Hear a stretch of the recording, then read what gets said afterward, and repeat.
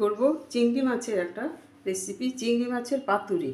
তো প্রথমে মাছটাকে আমি ধুয়ে পরিষ্কার করে নিয়েছি, একটু নুন হলুদ মেখে নেব।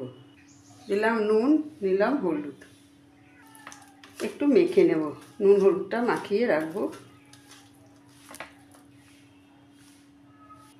সেই সাথে নিয়েছি এখানে সর্ষে আর পোস্ত, কাঁচা লঙ্কা দিয়ে একটু বেটে নেব। সর্ষে পোস্ত বেটে নিলাম, নিয়ে নিলাম নুন হলুদ মেখে রাখা চিংড়ি মাছটা দিয়ে আমি একটু ভালো করে মেখে নেব। দিয়ে দিলাম ঝালের জন্য একটু আরও শুকনো লঙ্কা, সেই সাথে নিলাম একটু 1 চামচের মতন কাঁচা সর্ষের তেল, দিয়ে এটা ভালো করে মেখে নিলাম। তো সব কিছু মাখা হয়ে গেছে। এখন আমি একটা নারকেলের খুঁড়ি নিয়ে নিলাম, নারকেল মালা, এরকম নিয়ে নারকেলের মালার মধ্যে ভরে নিলাম।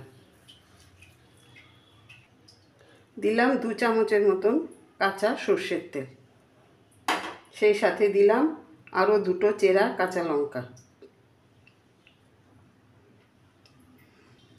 এবার আমি ওপর থেকে আরেকটা নারকেলের মালা দিয়ে এটা ঢেকে দেব, দিয়ে আমি আটা দিয়ে আটকে দেব। তো একটু আটা মেখে এরকমভাবে আটকে নিয়েছি। তো নারকেল মালাটাকে আমি একটা স্ট্যান্ড বসিয়ে দিয়ে গ্যাসের ফ্লেমটাকে লো করে দিয়ে আমি এখন এটাকে বসিয়ে দিলাম। গ্যাসের ফ্লেমটা একেবারেই লোতে রেখেছি। এটাকে আমি 30 মিনিটের জন্য এটা হতে দেব। তো ফিরে এলাম আমি 30 মিনিট পরে। 30 মিনিট হয়ে গেছে। এখন আমি গ্যাসটা বন্ধ করে দিলাম। তো এটাকে সম্পূর্ণ ঠান্ডা করে তারপরে আমি এটাকে ওপেন করব।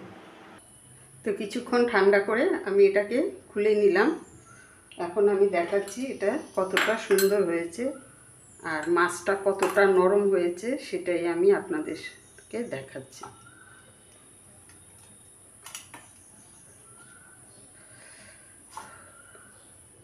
এখনও গরম, আর সেই সাথে দেখাচ্ছি মাছটা কতটা নরম হয়েছে একদম।